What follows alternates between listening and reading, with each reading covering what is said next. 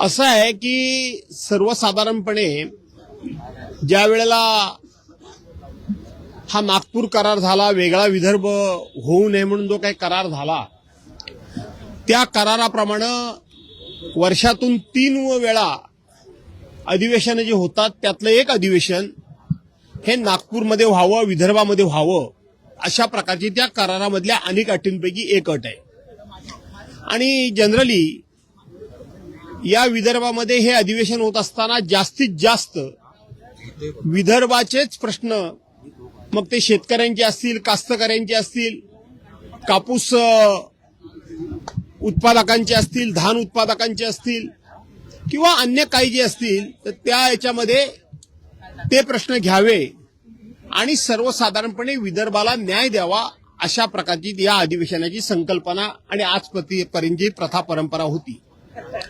आपल्याला आठवत असेल की अधिवेशनाच्या पूर्वसंध्येला आम्ही जेव्हा प्रेस घेतली त्यावेळेला मी विधान केलं होतं, हे अधिवेशन कोणालाही न्याय देण्याकरता नाही, तर हे अधिवेशन केवळ आणि केवळ पुरवणी मागण्या मंजूर करणं आणि स्थानिक स्वराज्य संस्थांच्या निवडणुका होणार आहेत, त्या निवडणुकीमध्ये सरकारी पैसे उधळून मतं विकत घेणं आणि त्याच्याकरता पुरवणी मागण्या मंजूर करण्याकरता विधिमंडळाचं अधिवेशन घ्यावंच लागतं, म्हणून हे अधिवेशन आहे आणि त्याचा प्रत्यंतर तुम्हा सर्वांना आला असेल.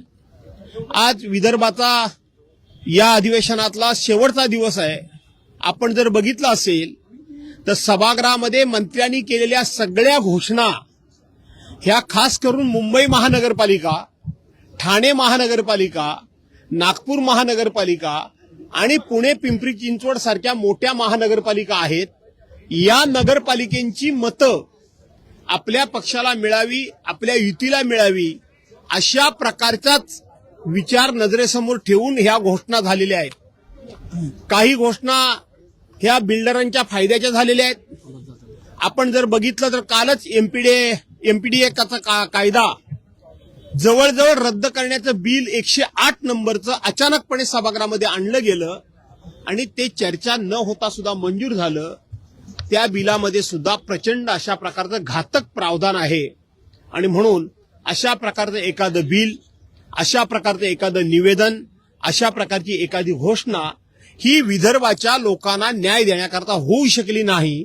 आणि म्हणून मी जे पहिल्या दिवशी विधान केलं होतं की हे केवळ आणि केवळ पुरवणी मागण्या मंजूर करून घेणं आणि लोकांना पैसे वाटून मतं विकत घेणं आणि महानगरपालिकाच्या निवडणुका जिंकणं, याच्याकरताच हे अधिवेशन आहे, हे खरं ठरलं. लक्षवेधींना उत्तर देण्यात आले नाही, 450 लक्षवेधींना उत्तर देण्यात आलं नाही आणि सचिवांना हक्कभंग आणावा असं अध्यक्ष. हे बघा, आता अध्यक्षांचं मी काल ते विधान टीव्हीवर ऐकलं, मी सभागृहात नव्हतो, की लक्षवेधींना वेळच्या वेळी उत्तर नाही मिळाली तर राज्याच्या मुख्य सचिवांवर हक्कभंग आणावा असं अध्यक्ष महोदय म्हणाले. तुम्ही बघतात 2022 पासून हे आपलं विधान भवन, याचं नाव आता लक्षवेधी भवन ठेवा असं मी म्हणालो होतो. इथपर्यंत हे लक्षवेधीचं प्रकरण बरंच पुढे गेलेलं आहे. या विषयात सातत्यानं ज्या फ्लोअरवर बोलायचं ते बोलून आपण झालेलो आहोत, परंतु त्यातून काही फारशी काही सुधारणा होताना दिसत नाही.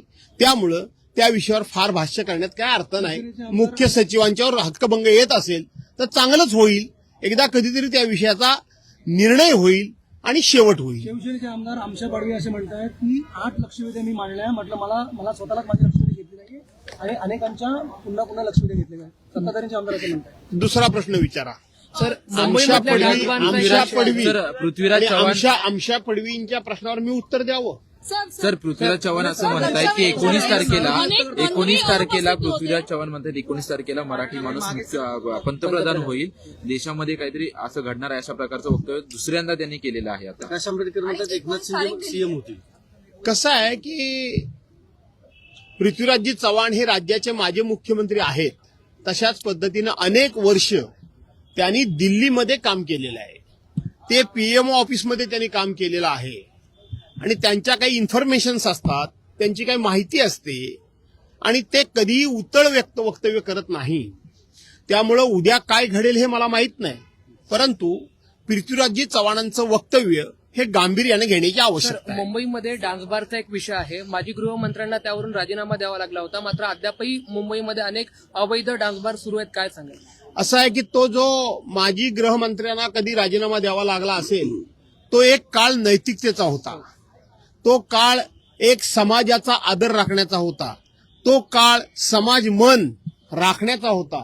आता त्यातला काही प्रकार नाही. आता काळ तुमचा सुरू झालाय, त्यामुळे या काळात कोणी गृहमंत्री वगैरे राजीनामा देणार नाहीत. प्रकाश आंबेडकर असं म्हणतात. हाऊसमध्ये मंत्री अनुपस्थितीत राहिल्याबद्दल काय सांगाल? कारण 8 दिवसाचं अधिवेशन होतं, त्यात अनेकदा मंत्री अनुपस्थित. बिबटे सोडा म्हटलं. पहिलं तुम्हाला मी जरा दुरुस्त करतो. 8 दिवसाचं नाही, 7च दिवसाचं अधिवेशन आहे, 8 दिवसाचं नाही. आणि म्हणून मंत्री हजर राहत नाहीत ह्याबद्दल मी अनेक वेळेला सभागृहात आवाज उठवलेला आहे. परंतु मंत्री हजर राहत नाहीत याबद्दलची खंत ना त्यांच्या प्रमुखांना, ना त्यांच्या व्हीपना, म्हणजे जे पक्षप्रतोद असतात त्यांना, ना आमच्या विधानमंडळ सचिवालयाना, ना खंत ना खेद. त्यामुळे मंत्री मस्त खुशाल बाबू झालेले आहेत. हे आम्ही विरोधक ओरडून ओरडून दमलो. बघूया कधी भविष्यात सुधारणा होते ती. दादासाहेब, काल कैलास पाटलांनी एक आरोप केलाय की 1800 कोटी रुपयांचा घोटाळा केलाय शालेय शिक्षण आहारामध्ये आणि यातले पैसे निवडणुकीसाठी वापरले जातात. असं आहे की आपल्याला आठवत असेल की सरकारने एक मागे कृषी संजीवनी योजना आणली आणि खूप मोठा गाजावाजा केला. भागाभागामध्ये फोटो सरकारी खर्चाने लावून स्वतःचं कौतुक करून घेतलं. पण त्यातला गंभीर प्रकार मी तुम्हाला सांगतो की 1 रुपया पीक विमा योजनेकरता म्हणून द्यायचा, त्याचे 5,000 कोटी रुपये जमा झाले होते. आणि कॅबिनेटमध्ये चर्चा झाली, पक्ष पातळीवर चर्चा झाली, बजेटमध्ये त्या विषयामध्ये तरतूद झाल्याची घोषणा केली गेली. आणि हे कृषी संजीवनी योजनेकरता आम्ही 5,000 कोटी रुपये देणार आणि शेतकऱ्यांच्या जीवनामध्ये आमूलाग्र बदल करणार असं ज्यांनी घोषणा केली, आज या क्षणापर्यंत कॅबिनेटमध्ये चर्चा होऊन घोषणा होऊन त्या 5,000 कोटी रुपयातला 1 रुपया सुद्धा कृषी संजीवनी योजनेला दिलेला नाही. 4 रेक्टर रद्द करण्यात आले, नाना तऱ्हेच्या जाहिराती करण्यात आल्या, परंतु 1 रुपया सुद्धा शेतकऱ्यांना देण्यात आला नाही.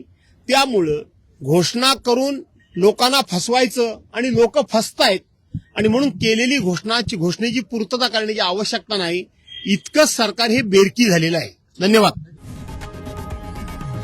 लोकशाही मराठी ऐका, पहा, जागरूक रहा.